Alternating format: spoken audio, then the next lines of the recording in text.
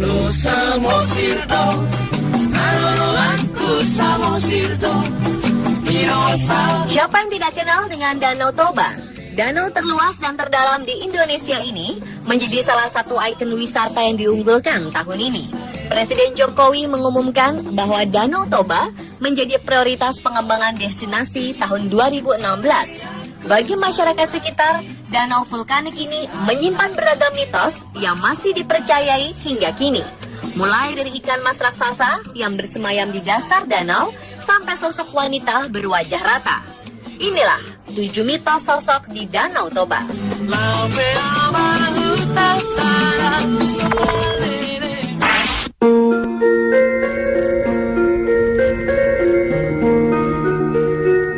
Ukuran Danau Toba yang luas dan dalam membuat kepercayaan tentang ikan mas raksasa yang bersemayam di dasar danau masih dipercaya secara turun-temurun. Masyarakat Toba meyakini bahwa ada 3 ekor ikan mas yang sangat besar. Masing-masing ikan mas berwarna merah, hitam, dan putih. 3 warna ini merupakan warna khas suku Batak. Banyak masyarakat yang mengaku sering melihat ikan ini dengan ukuran antara 5 hingga 10 meter melintasi danau. Nelayan di perairan Toba selalu gelisah saat rombongan ketiga ikan ini lewat karena akan merusak perangkap jala mereka. Karena kepercayaan ini, setiap ada ikan yang berukuran lebih besar dari biasanya akan diperlakukan dengan terhormat. Ikan yang ditemukan akan dipelihara dan diberi sesajen berupa telur, jeruk purut, dan sesajen lain.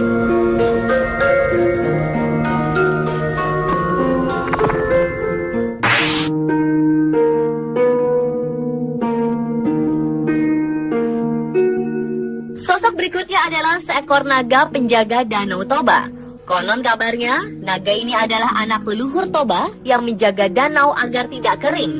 Naga ini masih sering muncul hingga sekarang. Beberapa nelayan yang sedang menjala ikan di danau kadang sering bertemu makhluk besar bersisik seperti ular besar berenang di danau. Namun belum ada yang bisa membuktikan keberadaan naga ini. Dengan luas dan dalamnya danau, kepercayaan tentang naga ini tetap dianggap masuk akal. Panjang naga diperkirakan setengah dari keliling Danau Toba. Jadi, yang masih leluasa hidup di danau tersebut.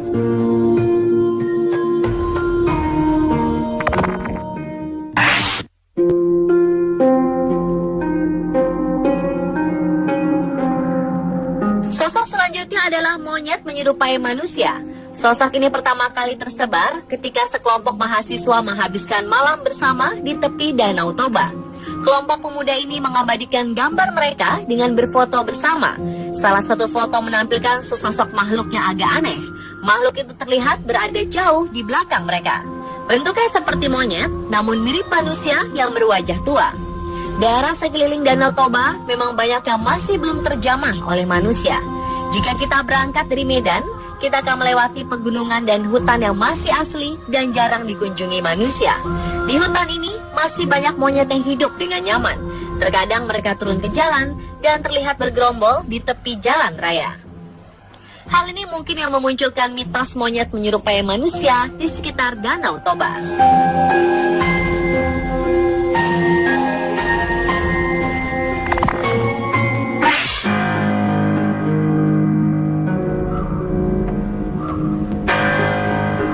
Danau Toba dikelilingi oleh pegunungan yang masih asri. Hal ini membuat suhu di Danau Toba akan berubah menjadi dingin ketika malam hari.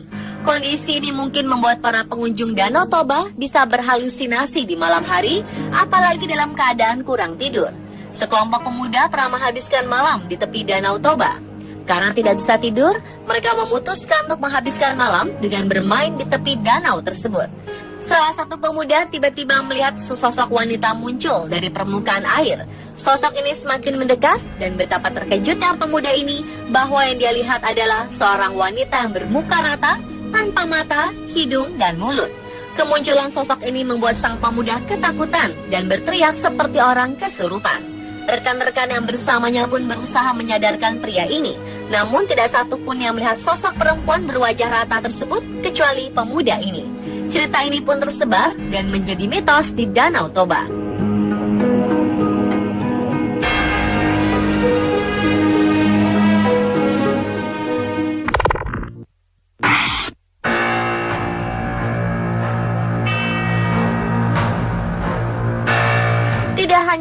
sosok-sosok misterius yang berkembang di sekitar Danau Toba. Masyarakat dan pengunjung juga mengaku sering mendengar tangisan misterius jika sedang menikmati suasana malam hari. Suara tangisan kesedihan ini terdengar memilukan, seakan masih memiliki hutang di dunia. Konon kabarnya, tangisan ini berasal dari korban-korban yang tewas tenggelam di Danau Toba. Akses Pulau Samosir yang berada di tengah Danau Toba atau desa-desa di tepi danau yang sulit dijangkau melalui darat memang memanfaatkan danau ini sebagai transportasi. Biasanya penduduk dan pelancong menggunakan kapal feri, perahu, atau speedboat untuk menjangkaunya. Kelebihan muatan atau kapal yang sudah tua membuat beberapa penyeberangan gagal dan menenggelamkan penumpangnya. Arwah-arwah korban tewas di danau ini dipercaya masih berada di sekitar Danau Toba dan membuat suara tangisan di malam hari.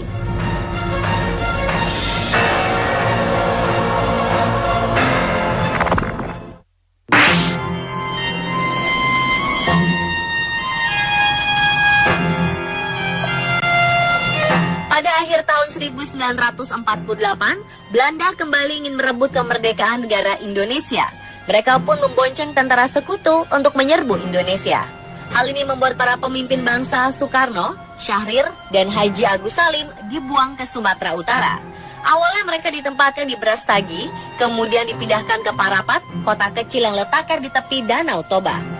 Di kota ini, Bung Karno dan kedua rekannya tinggal dari akhir Desember 1948 hingga akhir Januari 1949. Rumah pengasingan Bung Karno di Parapat masih berdiri megah dan dijadikan rumah bersejarah. Tamu-tamu pemerintah Provinsi Sumatera Utara sering menginap di situ selama bertugas di kota Parapat. Beberapa misteri muncul dari rumah ini. Pengunjung yang menginap sering mendengar suara-suara dan langkah kaki dari ruang pertemuan yang dulu dipakai Bung Karno. Tidak hanya suara, beberapa pengunjung mengaku mengalami gangguan oleh makhluk-makhluk tak kasat mata.